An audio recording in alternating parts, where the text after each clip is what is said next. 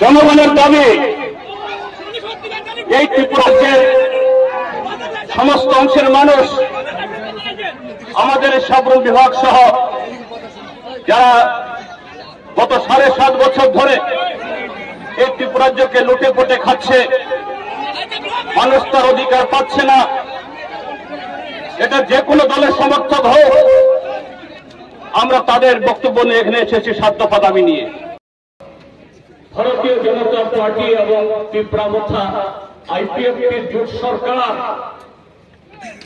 তারা এই জনগণের দাবিগুলো শুনে তারা প্রকম্পিত, তাদের হাতে ঘুম নেই,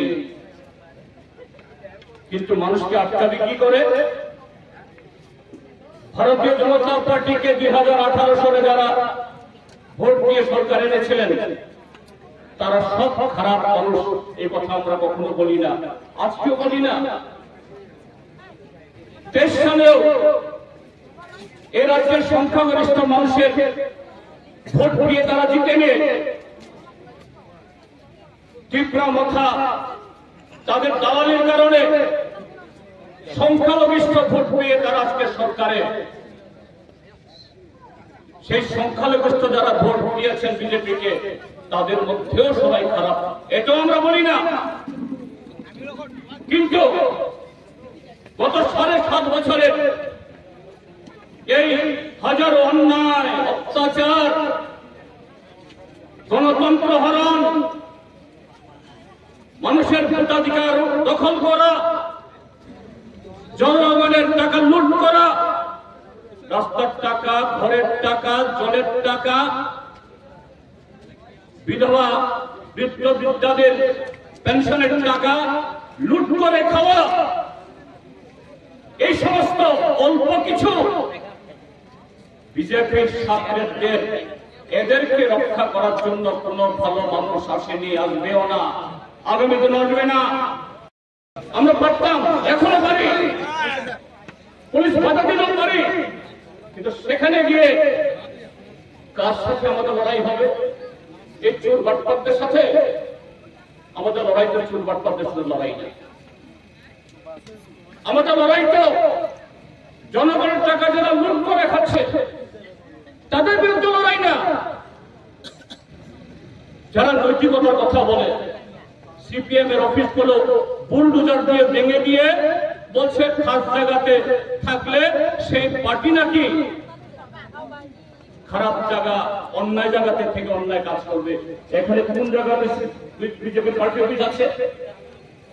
7জন ব্লকে যেখানে বসে তারা আজকের এই কাণ্ডের সমস্ত ষড়যন্ত্র করলো, এটা বিজেপির কোন বাপের অফিস, কোন বাপের জায়গা?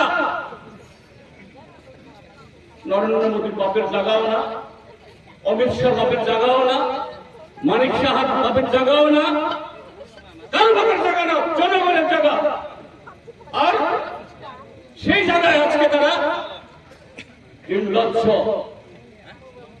অন্য দলের পার্টি অফিস বুলডোজার দিয়ে ঘুরিয়েছে, আর নিজেরা তাদের প্রধানমন্ত্রী, স্বরাষ্ট্রমন্ত্রী তাদের ছবি টাঙিয়ে এখানে বসে আছে।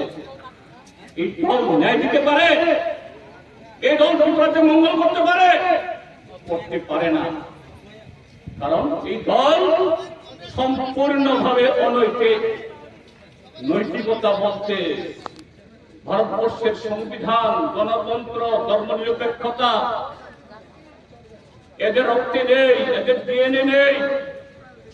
অসত্য কথা বলা, মানুষকে নানাভাবে বিভ্রান্ত করে ক্ষমতায় টিকে থাকা, কালো টাকা দিয়ে বিধায়ক এমপি কিনে সরকার গঠন করা, এটাই হলো বিজেপি, এটাই হলো তাদের সিম্বল, এটাই তাদের পুষ্টিতে লেখা আছে, তার বাইরে কিছু লেখা নাই।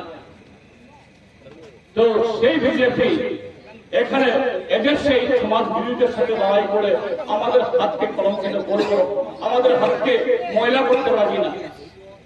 আমাদের লড়াই এই দেশ থেকে, ত্রিপুরাজ্য থেকে এই বিজেপি নামক এবং তাদের পছন্দ যে শক্তিটা রাষ্ট্রীয় স্বয়ংসেবক RSS, এরা কথায় কথায় বলে জয় শ্রীরাম, ভারত মাতা কি জয়।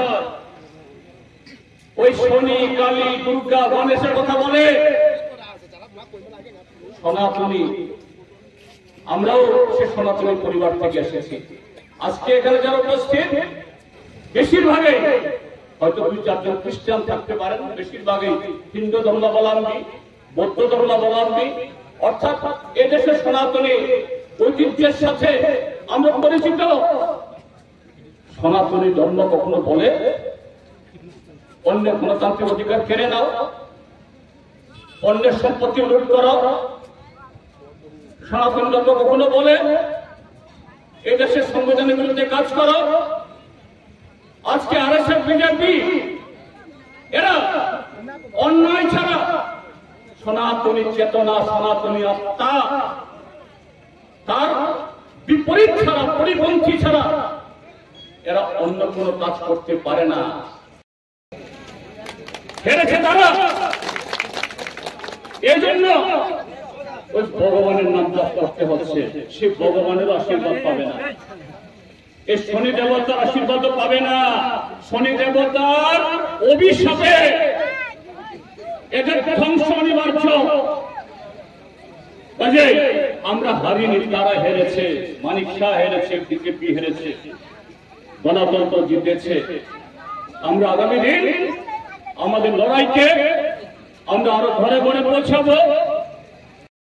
মহকুমা প্রশাসনের পক্ষ থেকে বিডিও স্যার আজকে ডিএম অফিসে একটা মিটিং চলে গেছে, তাই আমি বিডিও স্যারের পক্ষ হয়ে আপনাদের কাছ থেকে আমি ডেপুটেশন গ্রহণ করব এবং আমরা এখানে আপনাদেরকে থামিয়ে দিয়েছি, তার জন্য আমি ক্ষমা প্রার্থী। প্রশাসনের পক্ষ থেকে ল অ্যান্ড অর্ডার ইস্যু ছিল, সেই কারণে আমরা এখানে আপনাদেরকে আটকিয়েছি, তার জন্য আমি ক্ষমা প্রার্থী।